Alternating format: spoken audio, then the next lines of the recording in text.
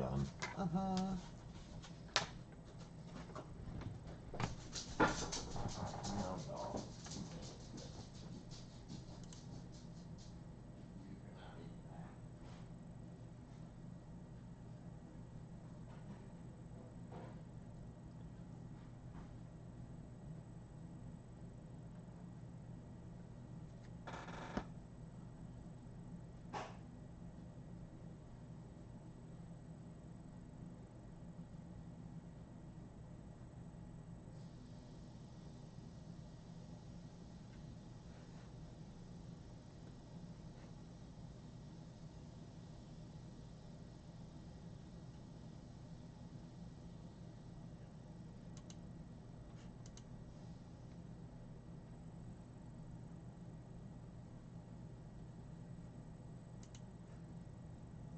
The joy of being. It is not a trance-like state. Not at all. There's no loss of consciousness here. The opposite is the case. If the price of peace were a lowering of your consciousness, and the price of stillness a lack of vitality and alertness, then they would not be worth having. In this state of inner connectedness, you are much more alert, much more awake than in the mind-identified state. You are fully present. It also raises the vibrational frequency of the energy field that gives life to the physical body. As you go more deeply into this realm of no mind, as it is sometimes called in the East, you realize the state of pure consciousness. In that state, you feel your own presence with such intensity and such joy that all thinking, all emotions, your physical body as well as the whole external world become relatively insignificant in comparison to it. And yet, this is not a selfish but a selfless state. It takes you beyond what you previously thought of as yourself. That presence is essentially you, and at the same time inconceivably greater than you. What I'm trying to convey here may sound paradoxical or even contradictory, but there's no other way that I can express it.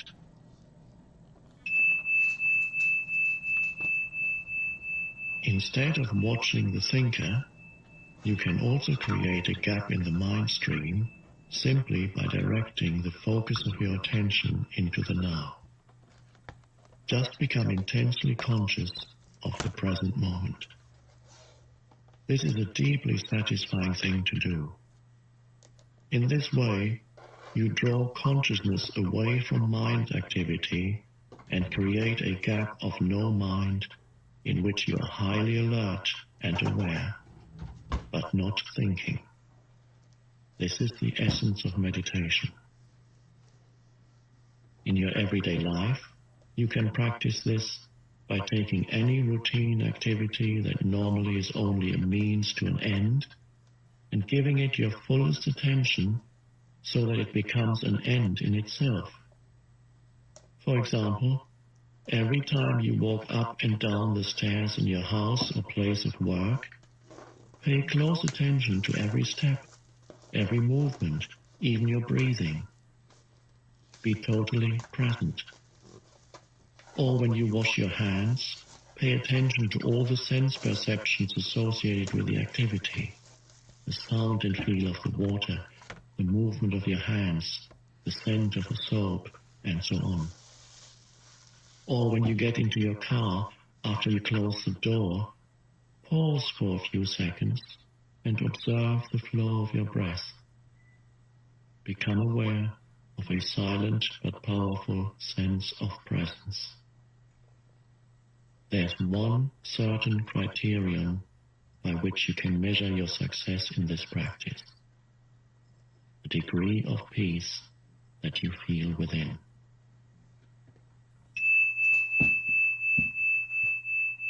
So the single most vital step on your journey towards enlightenment is this. Learn to disidentify from your mind. Every time you create a gap in the stream of mind, the light of your consciousness grows stronger. One day, you may catch yourself smiling at the voice in your head, as you would smile at the antics of a child. This means that you no longer take the content of your mind all that seriously, as your sense of self does not depend on it. Isn't thinking essential in order to survive in this world? Your mind is an instrument, a tool. It is there to be used for a specific task, and when the task is completed, you lay it down. As it is, I would say about 80 to 90% of most people's thinking is not only repetitive and useless, but because of its dysfunctional and often negative nature, much of it is also harmful. Observe your mind and you will find this to be true. It causes a serious leakage of vital energy. This kind of compulsive thinking is actually an addiction. What characterizes an addiction? Quite simply this. You no longer feel that you have the choice to stop. It seems stronger than you. It also gives you a false sense of pleasure. Pleasure that invariably turns into pain. Why should we be addicted to thinking? Because you identified with it, which means that you derive your sense of self from the content and activity of your mind. Because you believe that you would cease to be if you stopped thinking. As you grow up, you form a mental image of who you are, based on your personal and cultural conditioning. We may call this phantom self the ego. It consists of mind activity and can only be kept going through constant thinking. The term ego means different things to different people, but when I use it here, it means a false self created by unconscious identification with the mind. To the ego, the present moment hardly exists. Only past and future are considered important. This total reversal of the truth accounts for the fact that in the ego mode the mind is so dysfunctional. It is always concerned with keeping the past alive, because without it, who are you? It constantly projects itself into the future to ensure its continued survival and to seek some kind of release or fulfillment there. It says, one day, when this, that, the other happens, I'm going to be okay, happy, at peace. Even when the ego seems to be concerned with the present, it is not the present that it sees. It misperceives it completely because it looks at it through the eyes of the past. Or it reduces the present to a means to an end that always lies in the mind-projected future. Observe your mind, and you will see that this is how it works. The present moment holds the key to liberation, but you cannot find the present moment as long as you are your mind. I don't want to lose my ability to analyze and discriminate. I wouldn't mind learning to think more clearly in a more focused way, but I don't want to lose my mind. The gift of thought is the most precious thing we have. Without it, we would be just another species of animal. The predominance of mind is no more than a stage in the evolution of consciousness. We need to go on to the next stage now as a matter of urgency. Otherwise, we will be destroyed by the mind, which has grown into a monster. I will talk about this in more detail later. Thinking and consciousness are not synonymous. Thinking is only a small aspect of consciousness. Thought cannot exist without consciousness, but consciousness does not need thought. Pink. Light yellow, peach, pink border space center. Don't mix completely.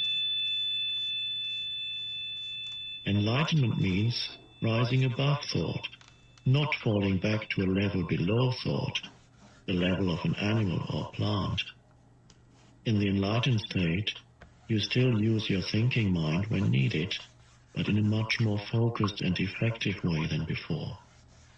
You use it mostly for practical purposes, but you're free of the involuntary internal dialogue, and there's inner stillness. When you do use your mind, and particularly when a creative solution is needed, you oscillate every few minutes or so between thought and stillness, between mind and no mind. No mind is consciousness without thought. Only in that way is it possible to think creatively, because only in that way does thought have any real power. Thought alone, when it is no longer connected with the much vaster realm of consciousness, quickly becomes barren, insane, destructive.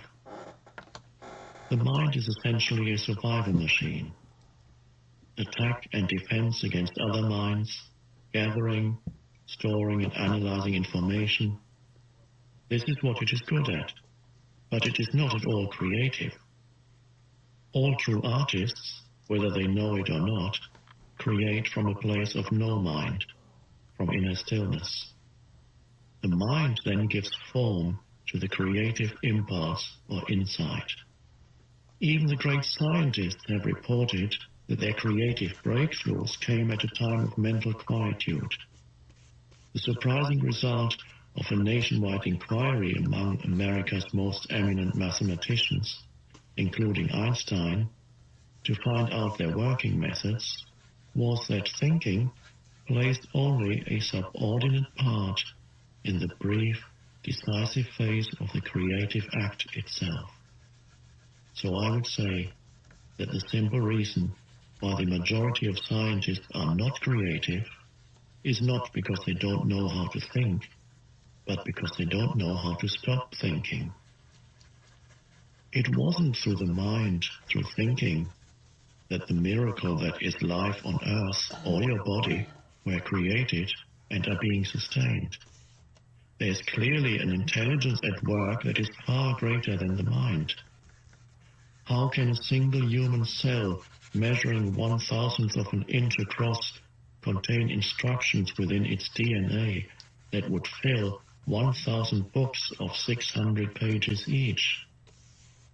The more we learn about the workings of the body, the more we realize just how vast is the intelligence at work within it, and how little we know. When the mind reconnects with that, it becomes the most wonderful tool. It then serves something greater than itself. What about emotions? I get caught up in my emotions more than I do in my mind. Mind, in the way I use the word, is not just thought. It includes your emotions as well as all unconscious mental emotional reactive patterns. Emotion arises at the place where mind and body meet. It is the body's reaction to your mind, or you might say, the reflection of your mind in the body. For example, an attack thought or a hostile thought will create a build-up of energy in the body that we call anger. The body is getting ready to fight. The thought that you are being threatened, physically or psychologically, causes the body to contract, and this is the physical side of what we call fear. Research has shown that strong emotions even cause changes in the biochemistry of the body. These biochemical changes represent the physical or material aspect of the emotion. Of course, you're not usually conscious of all your thought patterns, and it is often only through watching your emotions that you can bring them into awareness. The more you are identified with your thinking, your likes and dislikes, judgments and interpretations, which is to say, the less present you are as the watching consciousness, the stronger the emotional energy charge will be, whether you are aware of it or not. If you cannot feel your emotions, if you are cut off from them, you will eventually experience them on a purely physical level, as a physical problem or symptom. A great deal has been written about this in recent years, so we don't need to go into it here. A strong unconscious emotional pattern may even manifest as an external event that appears to just happen to you. For example, I have observed that people who carry a lot of anger inside without being aware of it and without expressing it are more likely to be attacked, verbally or even physically, by other angry people, and often for no apparent reason. They have a strong emanation of anger that certain people pick up subliminally and that triggers their own latent anger.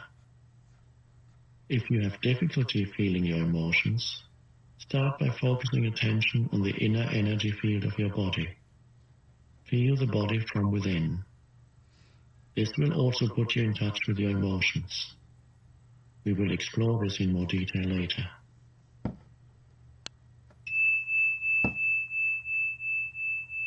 You say that an emotion is the mind's reflection in the body, but sometimes there is a conflict between the two. The mind says no, while the emotion says yes, or the other way around.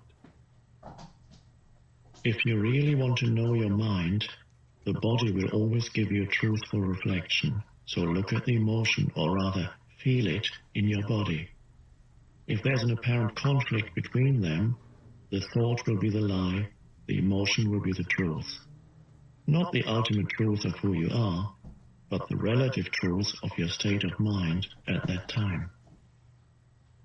Conflict between surface thoughts and unconscious mental processes is certainly common.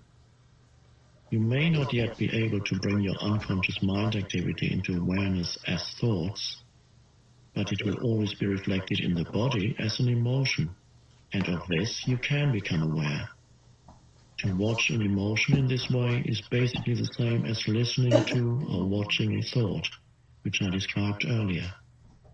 The only difference is that, while a thought is in your head, an emotion has a strong physical component and so is primarily felt in the body. You can then allow the emotion to be there without being controlled by it. You no longer are the emotion. You are the watcher, the observing presence. If you practice this, what is unconscious in you will be brought into the light of consciousness.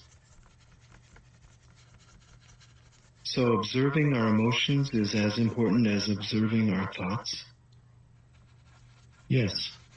Make it a habit to ask yourself, what's going on inside me at this moment? That question will point you in the right direction. But don't analyze, just watch. Focus your attention within. Feel the energy of the emotion. If there's no emotion present, take your attention more deeply into the inner energy field of your body. It is the doorway into being.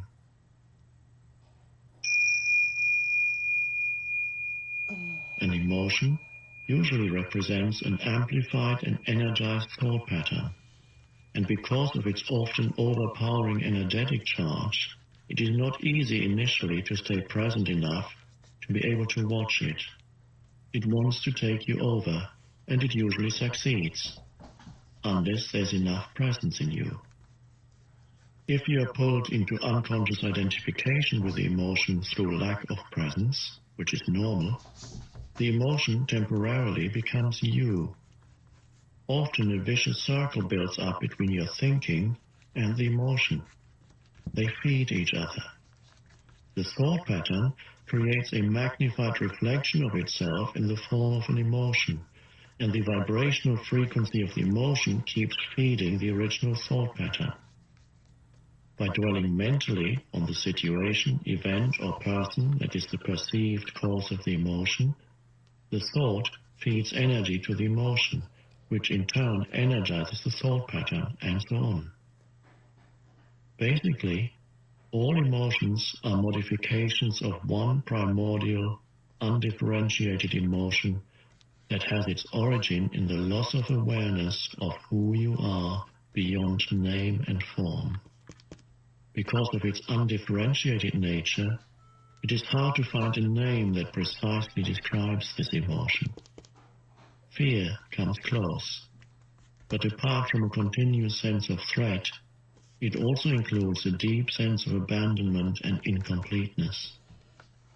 It may be best to use a term that is as undifferentiated as that basic emotion, and simply call it pain. One of the main tasks of the mind is to fight or remove that emotional pain, which is one of the reasons for its incessant activity. But all it can ever achieve is to cover it up temporarily. In fact, the harder the mind struggles to get rid of the pain, the greater the pain. The mind can never find the solution, nor can it afford to allow you to find the solution, because it is itself an intrinsic part of the problem. Imagine the chief of police trying to find an arsonist when the arsonist is the chief of police. You will not be free of that pain until you cease to derive your sense of self from identification with the mind, which is to say, from ego. The mind is then toppled from its place of power, and being reveals itself as your true nature. Yes, I know what you're going to ask. I was going to ask, what about positive emotions such as love and joy? They are inseparable from your natural state of inner connectedness with being. Glimpses of love and joy or brief moments of deep peace are possible whenever a gap occurs in the stream of thought. For most people, such gaps happen rarely and only accidentally, in moments when the mind is rendered speechless, sometimes triggered by great beauty, extreme physical exertion, or even great danger. Suddenly, there's inner stillness. And within that stillness, there's a subtle but intense joy. There's love. There's peace. Usually, such moments are short-lived, as the mind quickly resumes its noise-making activity that we call thinking. Love, joy, and peace cannot flourish until you have freed yourself from mind dominance. But they are not what I would call emotions. They lie beyond the emotions, on a much deeper level. So you need to become fully conscious of your emotions and be able to feel them before you can feel that which lies beyond them. Emotion literally means disturbance. The word comes from the Latin emovere, meaning to disturb. Love, joy, and peace are deep states of being, or rather, three aspects of the state of inner connectedness with being. As such, they have no opposite. This is because they arise from beyond the mind. Emotions, on the other hand, being part of the dualistic mind, are subject to the law of opposites. This simply means that you cannot have good without bad. So in the unenlightened, mind-identified condition, what is sometimes wrongly called joy is the usually short-lived pleasure side of the continuously alternating pain-pleasure cycle. Pleasure is always derived from something outside you, whereas joy arises from within. The very thing that gives you pleasure today will give you pain tomorrow, or it will leave you, so its absence will give you pain. And what is often referred to as love may be pleasurable and exciting for a while, but it is an addictive clinging, an extremely needy condition that can turn into its opposite at the flick of a switch. Many love relationships, after the initial euphoria has passed, actually oscillate between love and hate, attraction and attack. Real love doesn't make you suffer. How could it?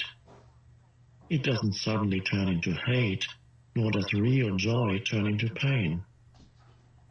As I said, even before you are enlightened, before you have freed yourself from your mind, you may get glimpses of true joy, true love, or of a deep inner peace, still but vibrantly alive.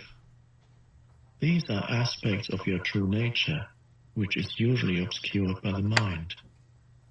Even within a normal, addictive relationship, there can be moments when the presence of something more genuine, something incorruptible, can be felt. But they will only be glimpses, soon to be covered up again through mind interference. It may then seem that you had something very precious and lost it, or your mind may convince you that it was all an illusion anyway. The truth is that it wasn't an illusion, and you cannot lose it.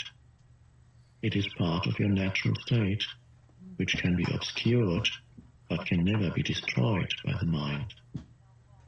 Even when the sky is heavily overcast, the sun hasn't disappeared. It is still there on the other side of the clouds. The Buddha says that pain or suffering arises through desire or craving, and that to be free of pain we need to cut the bonds of desire. All cravings are the mind seeking salvation or fulfillment in external things and in the future as a substitute for the joy of being.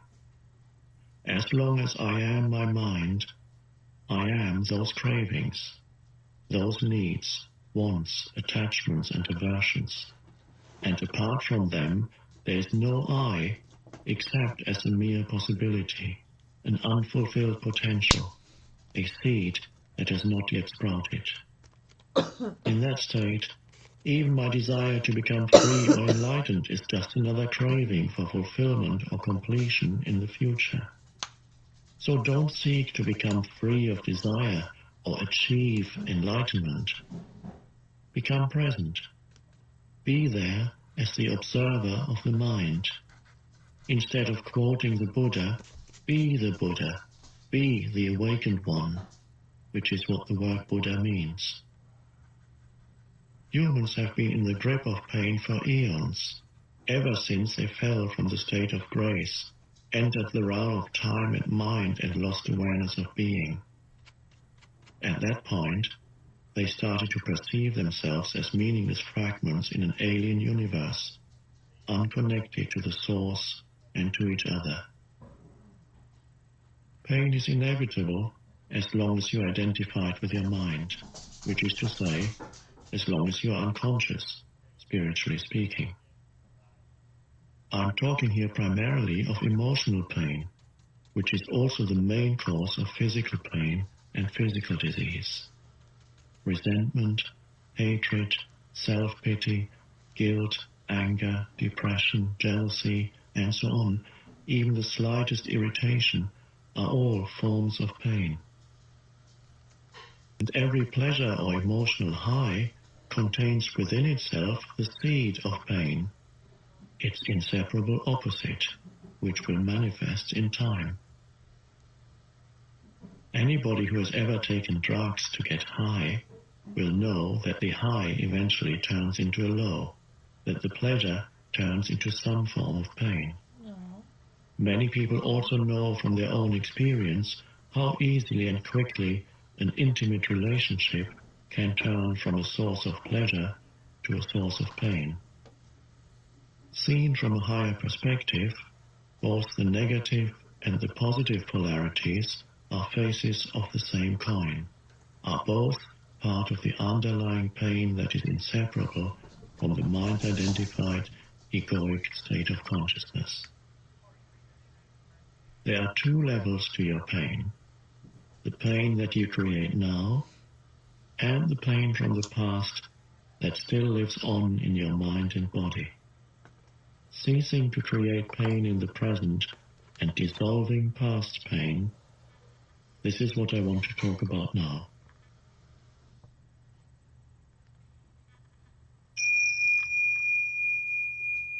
Chapter 2, Consciousness, the Way Out of Pain.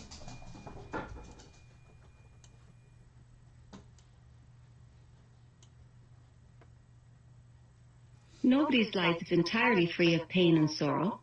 Isn't it a question of learning to live with them rather than trying to avoid them? The greater part of human pain is unnecessary. It is self-created as long as the unobserved mind runs your life. The pain that you create now is always some form of non-acceptance, some form of unconscious resistance to what is. On the level of thought, the resistance is some form of judgment. On the emotional level, it is some form of negativity. The intensity of the pain depends on the degree of resistance to the present moment, and this in turn depends on how strongly you are identified with your mind. The mind always seeks to deny the now and to escape from it. In other words, the more you are identified with your mind, the more you suffer. Or you may put it like this: the more you are able to honor and accept the now, the more you are free of pain, of suffering, and free of the egoic mind. Why does the mind habitually deny or resist the now? Because it cannot function and remain in control without time, which is past and future. So it perceives the timeless now as threatening. Time and mind are in fact inseparable. Imagine the earth devoid of human life, inhabited only by plants and animals. Would it still have a past and future? Could we still speak of time in any meaningful way? The question, what time is it, or what's the date today, if anybody were there to ask it, would be quite meaningless. The oak tree or the eagle would be bemused by such a question. What time, they would ask? Well, of course, it's now. The time is now. What else is there? Yes, we need the mind as well as time to function in this world, but there comes a point when they take over our lives, and this is where dysfunction, pain, and sorrow set in. The mind, to ensure that it remains in control, seeks continuously to cover up the present moment with past and future, and so, as the vitality and infinite creative potential of being, which is inseparable from the now, becomes covered up by time, your true nature becomes obscured by the mind. An increasingly heavy burden of time has been accumulating in the human mind. All individuals are suffering under this burden, but they also keep adding to it every moment whenever they ignore or deny that precious moment, or reduce it to a means of getting to some future moment, which only exists in the mind, never in actuality. The accumulation of time in the collective and individual human mind also holds a vast amount of residual pain from the past. If you no longer want to create pain for yourself and others, if you no longer want to add to the residue of past pain that still lives on in you, then don't create any more time, or at least no more than is necessary to deal with the practical aspects of your life. How to stop creating time? Realize deeply that the present moment is all you ever have. Make the now the primary focus of your life. Whereas before you dwelt in time and paid brief visits to the now, have your dwelling place in the now and pay brief visits to past and future when required to deal with the practical aspects of your life situation. Always say yes to the present moment. What could be more futile, more insane, than to create inner resistance to something that already is? What could be more insane than to oppose life itself, which is now and always now? Surrender to what is. Say yes to life, and see how life suddenly starts working for you rather than against you.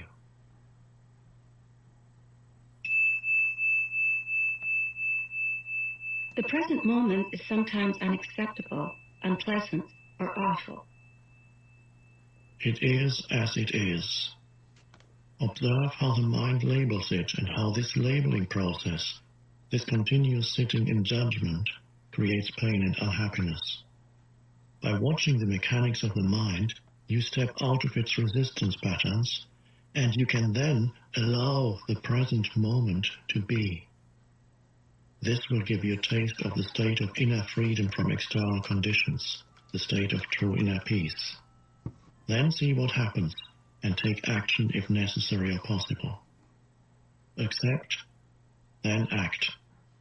Whatever the present moment contains, accept it as if you had chosen it. Always work with it, not against it. Make it your friend and ally, not your enemy. This will miraculously transform your whole life.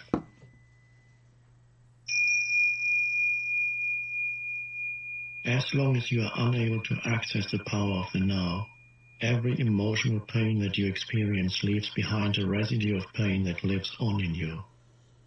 It merges with the pain from the past, which was already there, and becomes lodged in your mind and body. This, of course, includes the pain you suffered as a child, caused by the unconsciousness of the world into which you were born.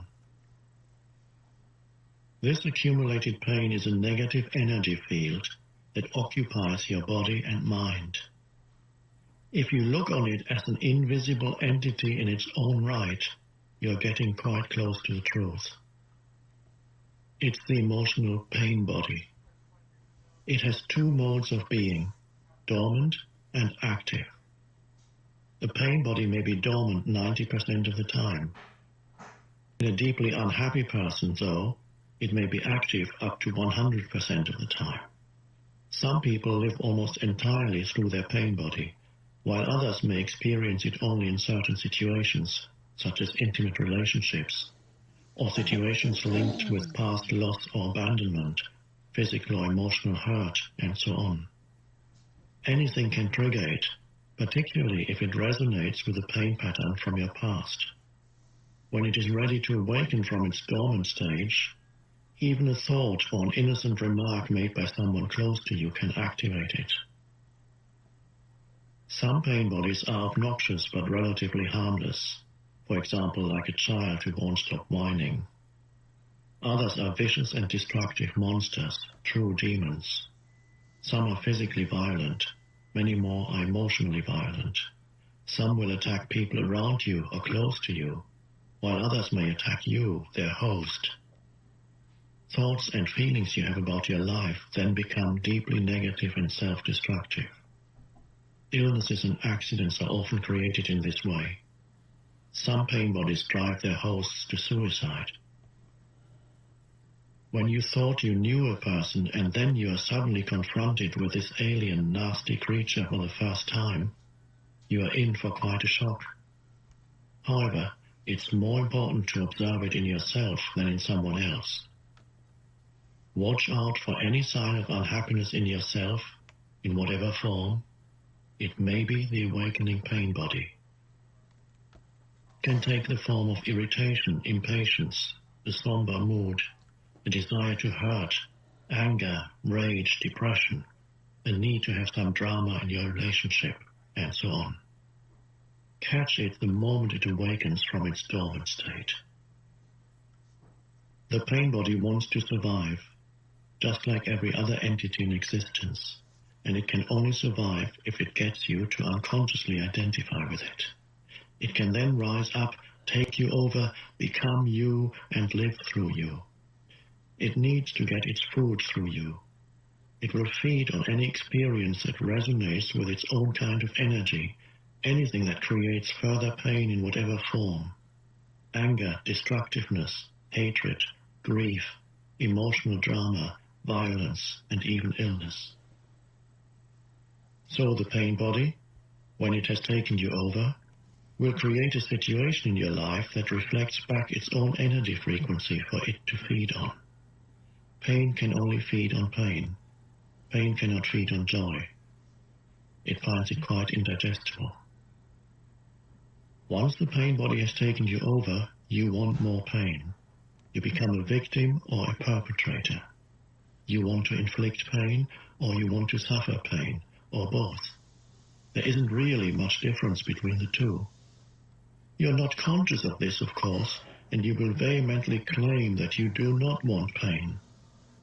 But look closely and you will find that your thinking and behavior are designed to keep the pain going for yourself and others.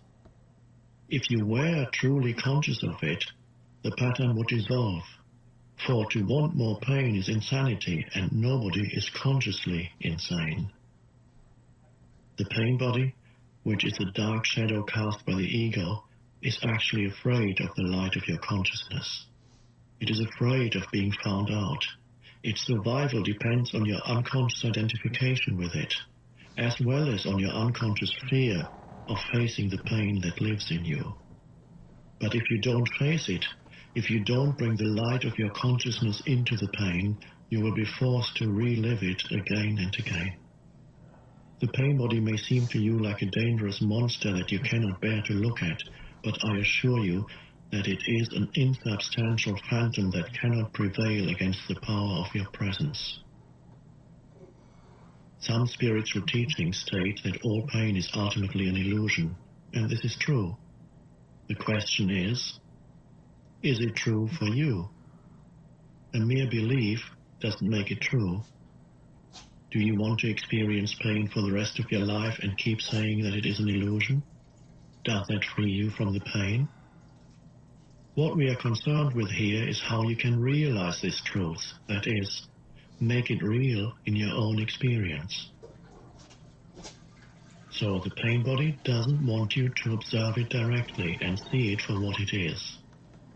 The moment you observe it, feel its energy field within you and take your attention into it, the identification is broken. A higher dimension of consciousness has come in. I call it presence. You are now the witness or the watcher of the pain body. This means that it cannot use you anymore by pretending to be you, and it can no longer replenish itself through you. You have found your own innermost strength. You have accessed the power of now. What happens to the pain body when we become conscious enough to break our identification with it? Unconsciousness creates it. Consciousness transmutes it into itself. St. Paul expressed this universal principle beautifully. He said, "Everything is shown up by being exposed to the light, and whatever is exposed to the light itself becomes light." Just as you cannot fight the darkness, you cannot fight the pain body. Trying to do so would create inner conflict and thus further pain. Watching it is enough. Watching it implies accepting it as part of what is at that moment. The pain body consists of trapped life energy that has split off from your total energy field and has temporarily become autonomous through the unnatural process of mind identification. It has turned in on itself and become anti-life, like an animal trying to devour its own tail. Why do you think our civilization has become so life-destructive? But even the life-destructive forces are still life energy. When you start to disidentify and become the watcher, the pain body will continue to operate for a while and will try to trick you into identifying with it again. Although you are no longer energizing it through your identification, it has a certain momentum, just like a spinning wheel that will keep turning for a while, even when it is no longer being propelled. At this stage, it may also create physical aches and pains in different parts of the body, but they won't last. Stay present. Stay conscious. Be the ever-alert guardian of your inner space. You need to be present enough to be able to watch the pain body directly and feel its energy. It then cannot control your thinking. The moment your thinking is aligned with the energy field of the pain body, you identified with it and again feeding it with your thoughts. For example, if anger is the predominant energy vibration of the pain body and you think angry thoughts, dwelling on what someone did to you or what you are going to do to him or her, then you have become unconscious and the pain body has become you. Where there's anger, there's always pain underneath. Or when a dark mood comes upon you and you start getting into a negative mind pattern and thinking how dreadful your life is, your thinking has become aligned with the pain body and you have become unconscious and vulnerable to the pain body's attack. Unconscious, the way that I use the word here, means to be identified with some mental or emotional pattern. It implies a complete absence of the watcher. Sustained conscious attention severs the link between the pain body and your thought processes and brings about the process of transmutation.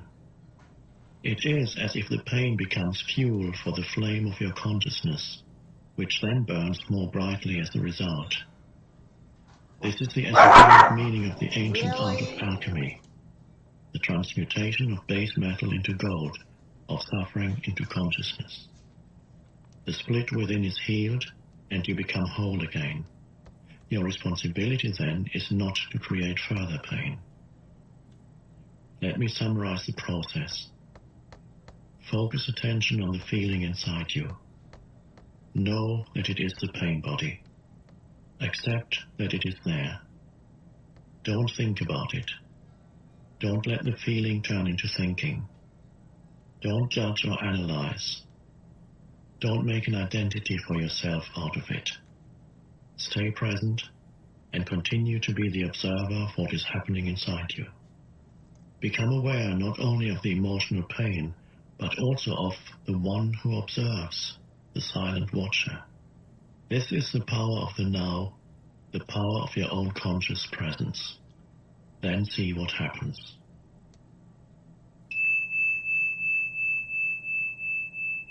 For many women, the pain body awakens particularly at the time preceding the menstrual flow.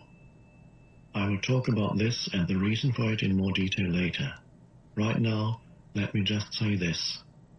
If you are able to stay alert and present at that time and watch whatever you feel within, rather than be taken over by it, it affords an opportunity for the most powerful spiritual practice, and a rapid transmutation of all past pain becomes possible. The process that I have just described is profoundly powerful yet simple.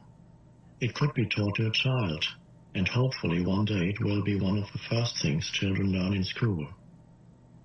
Once you have understood the basic principle of being present as the watcher of what happens inside you, and you understand it by experiencing it, you have at your disposal the most potent transformational tool. This is not to deny that you may encounter intense inner resistance to disidentifying from your pain. This will be the case particularly if you have lived closely identified with your emotional pain body for most of your life, and the whole or large part of your sense of self is invested in it. What this means is that you have made an unhappy self out of your pain body and believe that this mind-made fiction is who you are. In that case, unconscious fear of losing your identity will create strong resistance to any disidentification. In other words, you would rather be in pain, be the pain body, than take a leap into the unknown and risk losing the familiar, unhappy self. If this applies to you, observe the resistance within yourself. Observe the attachment to your pain. Be very alert. Observe the peculiar pleasure you derive from being unhappy. Observe the compulsion to talk or think about it. The resistance will cease if you make it conscious. You can then take your attention into the pain body, stay present as a witness, and so initiate its transmutation. Only you can do this. Nobody can do it for you. But if you are fortunate enough to find someone who is intensely conscious, if you can be with them and join them in the state of presence, That can be helpful and will accelerate things. In this way, your own light will quickly grow stronger. When a log that has only just started to burn is placed next to one that is burning fiercely, and after a while they are separated again, the first log will be burning with much greater intensity. After all, it is the same fire. To be such a fire is one of the functions of a spiritual teacher. Some therapists may also be able to fulfill that function, provided that they have gone beyond the level of mind and can create and sustain a state of intense conscious presence while they are working with you. You mentioned fear as being part of our basic underlying emotional pain. How does fear arise? And why is there so much of it in people's lives? And isn't a certain amount of fear just healthy self-protection? If I didn't have a fear of fire, I might put my hand in it and get burned. The reason why you don't put your hand in the fire is not because of fear, it's because you know that you'll get burned. You don't need fear to avoid unnecessary danger, just a minimum of intelligence and common sense. For such practical matters, it is useful to apply the lessons learned in the past. Now, if someone threatened you with fire or with physical violence, you might experience something like fear. This is an instinctive shrinking back from danger, not the psychological condition of fear that we are talking about here. The psychological condition of fear is divorced from any concrete and true immediate danger.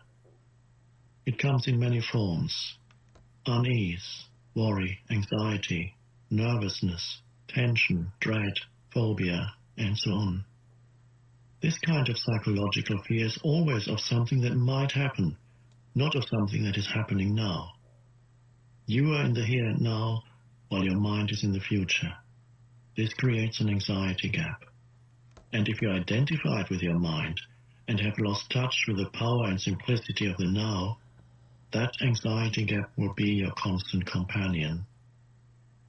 You can always cope with the present moment, but you cannot cope with something that is only a mind projection. You cannot cope with the future. Moreover, as long as you are identified with your mind, the ego runs your life, as I pointed out earlier. Because of its phantom nature, and despite elaborate defense mechanisms, the ego is very vulnerable and insecure, and it sees itself as constantly under threat. This, by the way, is the case even if the ego is outwardly very confident. Now remember that an emotion is the body's reaction to your mind. What message is the body receiving continuously from the ego, the false mind-made self? Danger. I'm under threat. And what is the emotion generated by this continuous message? Fear, of course. Fear seems to have many causes. Fear of loss, fear of failure, fear of being hurt, and so on. But ultimately, all fear is the ego's fear of death, of annihilation.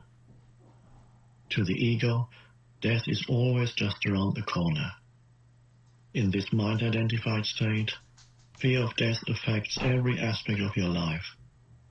For example, even such a seemingly trivial and normal thing, such as the compulsive need to be right in an argument and make the other person wrong, defending the mental position with which you have identified, is due to the fear of death.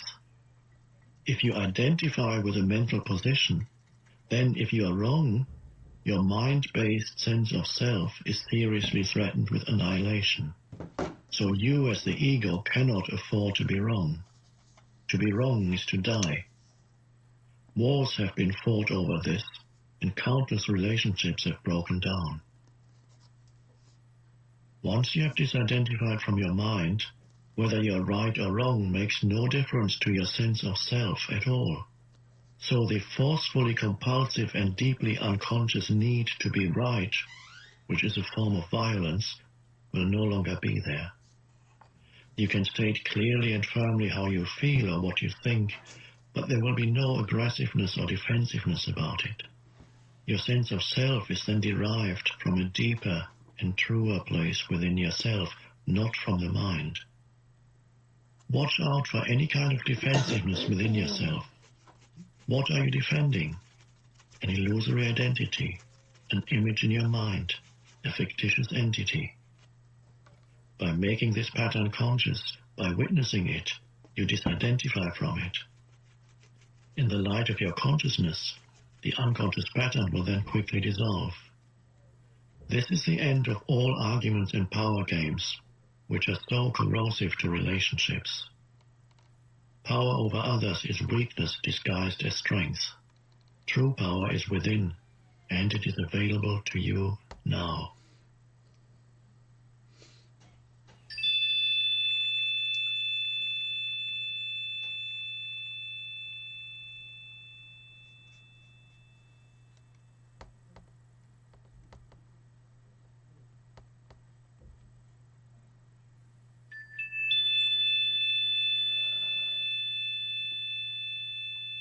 So anyone who is identified with their mind and therefore disconnected from their true power, their deeper self rooted in being, will have fear as their constant companion.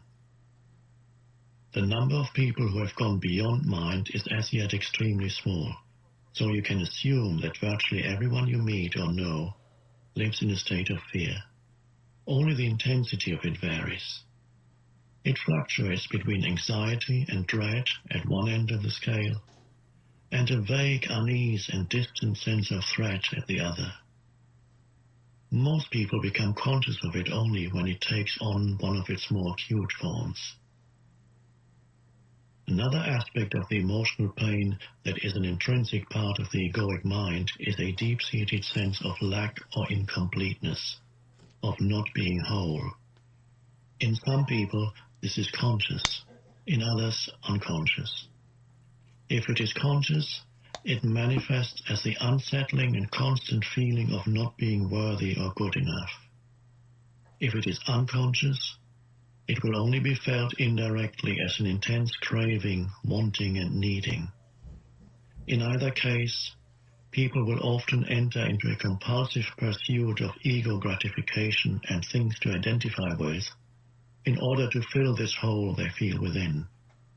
So they strive after possessions, money, success, power, recognition, or a special relationship, basically so that they can feel better about themselves, feel more complete. But even when they attain all these things, they soon find that the hole is still there, that it is bottomless. Then they are really in trouble because they cannot delude themselves anymore. Well, they can and do, but it gets more difficult. As long as the egoic mind is running your life, you cannot truly be at ease. You cannot be at peace or fulfilled, except for brief intervals when you obtained what you wanted, when a craving has just been fulfilled. Since the ego is a derived sense of self, it needs to identify with external things.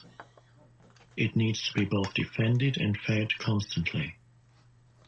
The most common ego identifications have to do with possessions, the work you do, social status and recognition, knowledge and education, physical appearance, special abilities, relationships, personal and family history, belief systems, and often also political, nationalistic, racial, religious, and other collective identifications. None of these is you. Do you find this frightening? Or is it a relief to know this? All of these things you will have to relinquish sooner or later. Perhaps you find it as yet hard to believe, and I'm certainly not asking you to believe that your identity cannot be found in any of those things. You will know the truth of it for yourself. You will know it at the latest when you feel death approaching. Death is a stripping away of all that is not you. The secret of life is to die before you die, and find that there is no death.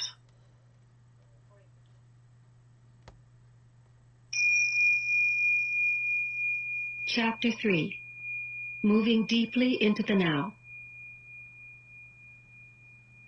I feel that there is still a great deal I need to learn about the workings of my mind before I can get anywhere near full consciousness or spiritual enlightenment. No, you don't. The problems of the mind cannot be solved on the level of the mind. Once you've understood the basic dysfunction, there isn't really much else that you need to learn or understand. Studying the complexity of the mind may make you a good psychologist, but doing so won't take you beyond the mind, just as the study of madness isn't enough to create sanity. You have already understood the basic mechanics of the unconscious state, identification with the mind, which creates a false sense of self, the ego, as a substitute for your true self rooted in being. You become as a branch cut off from the vine, as Jesus puts it. The ego's needs are endless. It feels vulnerable and threatened, and so lives in a state of fear and want. Once you know how the basic dysfunction operates, there's no need to explore all its countless manifestations, no need to make it into a complex personal problem. The ego, of course, loves that. It is always seeking for something to attach itself to in order to uphold and strengthen its illusory sense of self. And it will readily attach itself to your problems. This is why, for so many people, a large part of their sense of self is intimately connected with their problems. Once this has happened, the last thing they want is to become free of them. That would mean loss of self. There can be a great deal of unconscious ego investment in pain and suffering. So once you recognize the root of unconsciousness as identification with the mind, which of course includes the emotions, you step out of it. You become present. When you are present, you can allow the mind to be as it is without getting entangled in it. The mind in itself is not dysfunctional. It is a wonderful tool. Dysfunction sets in when you seek yourself in it and mistake it for who you are. It then becomes the egoic mind and takes over your whole life. It seems almost impossible to disidentify from the mind. We are all immersed in it. How do you teach a fish to fly? Here's the key. End the delusion of time. Time and mind are inseparable. Remove time from the mind and it stops, unless you choose to use it. To be identified with your mind is to be trapped in time. The compulsion to live almost exclusively through memory and anticipation. This creates an endless preoccupation with past and future and an unwillingness to honor and acknowledge the present moment and allow it to be. The compulsion arises because the past gives you an identity, and the future holds the promise of salvation, of fulfillment in whatever form. Both are illusions. But without a sense of time, how would we function in this world? There would be no goals to strive toward anymore. I wouldn't even know who I am because my past makes me who I am today. I think time is something very precious, and we need to learn to use it wisely rather than waste it. Time isn't precious at all because it is an illusion. What you perceive as precious is not time, but the one point that is out of time, the now. That is precious indeed.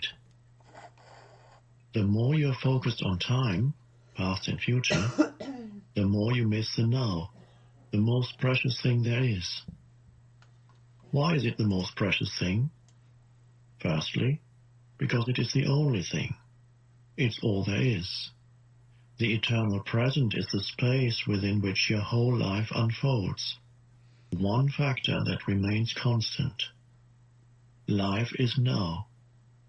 There was never a time when your life was not now, nor will there ever be. Secondly, the now is the only point that can take you beyond the limited confines of the mind.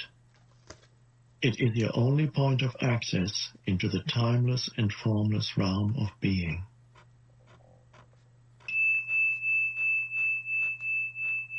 Aren't past and future just as real, sometimes even more real than the present? After all, the past determines who we are, as well as how we perceive and behave in the present, and our future goals determine which actions we take in the present. You haven't yet grasped the essence of what I'm saying because you're trying to understand it mentally. The mind cannot understand this. Only you can. Please just listen. Have you ever experienced, done, thought, or felt anything outside the now? Do you think you ever will? Is it possible for anything to happen or be outside the now? The answer is obvious, is it not? Nothing ever happened in the past. It happened in the now. Nothing will ever happen in the future. It will happen in the now.